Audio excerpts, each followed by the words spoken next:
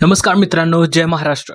मित्रांनो, राजाचा वजीर संपवला तरी राज्य कधी संपत नाही. राजा नेहमी एका हाताचा डाव राखून खेळतो. त्यामुळे शरद पवारांना हलक्यात घेऊ नका. मोदी शहा जितकेही असले त्यांच्या पुढे शरद पवार आहेत.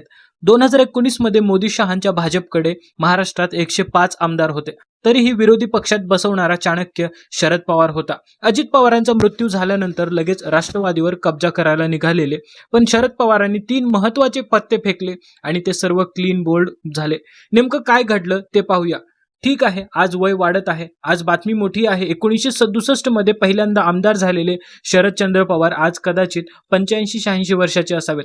राजकारणात सलग पाय रोवून राहणं सोपं नाही. आयऱ्या-गैऱ्याचा खेळ नाही. काही पत्रकार सुद्धा म्हणाले की शरद पवारांचा पर्व संपला, राजकारण संपलं. आणि मध्यंतरी फडणवीसांनी सुद्धा असेच म्हटले होते. पण 2019च्या निवडणुकीत एका दिवशी 6-6, 7-7 सभा घेतल्या होत्या. मित्रांनो, अजित पवार गेल्यानंतर पवारांनीही चारही बाजू व्यवस्थित मांडल्या.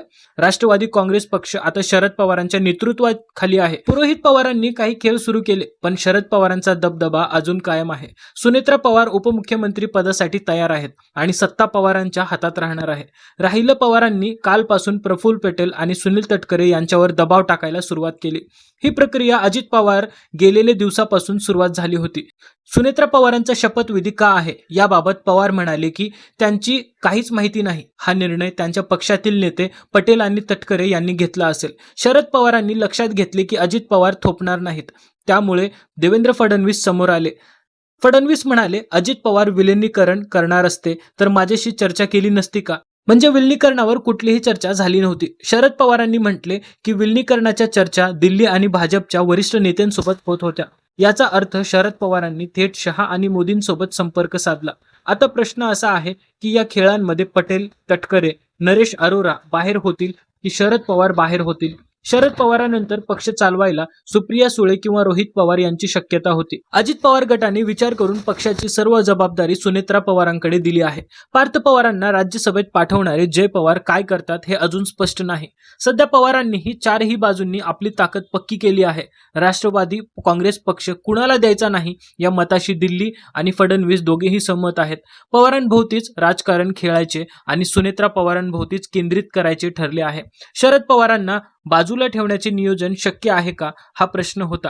सुनेत्रा पवार आणि शरद पवार यांच्यात कुठलीही बोलणी न करता सुनेत्रा पवारांना शपथविधीसाठी नेले गेले. सुरुवातीला वाटले की या दोन कुटुंबांमध्ये दुरावा निर्माण होईल, पण त्यानंतर 4 भेटी पार पवारांच्या शरद पवारांसोबत झाल्या. रुबी हॉलमध्ये शरद पवार दाखल झाल्यानंतर सुरुवातीला सुनेत्रा पवार शरद पवारांच्या भेटीसाठी पोहोचल्या. अर्थात या दोन पवारांमध्ये घरांमध्ये काही वेगळं होणार नाही. आता राहिला मुद्दा विलिनीकरणाचा. आतली माहिती अशी आहे की सुनेत्रा पवारांना सुरुवातीपासून सांगितले गेले आहे की विलिनीकरणाच्या मुद्द्यावर तुम्ही बोलणार नाही, आताही नाही आणि कधीच नाही. जोपर्यंत सुनेत्रा पवार बोलत नाही तोपर्यंत दोन पक्षांचे विलिनीकरण होणार नाही. आता विलिनीकरण होणार नाही अशी चर्चा सुरू झाली आहे, कारण रोहित पवारांनी पटेल आणि तटकरे यांच्या विरोधात भूमिका घेतली आहे. त्यामुळे विचार उठला की अजित पवारांच्या पाठीमागे पटेल, तटकरे यांचा हात होता का? रोहित पवारांनी ही शंका उपस्थित केली आहे. अजित पवार गेल्यानंतर राष्ट्रवादीत महत्त्वाचे नेते पटेल, तटकरे यांच्यात संपर्क आले.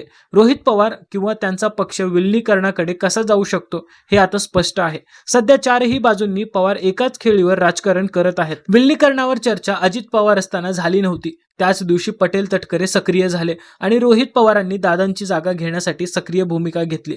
आता पवारांभोवती चारही बाजूंनी राजकारण चालू आहे. थोडक्यात पवार फॅमिली भोवती राजकारण फिरत आहे. शरद पवार चेकमेट होतील की पटेल, तटकरे यांना ओव्हरटेक करतील? याबाबत तुमचे मत कमेंट सेक्शनमध्ये नक्की द्या. तोपर्यंत भेटूया पुढच्या व्हिडिओमध्ये. जय हिंद, जय महाराष्ट्र.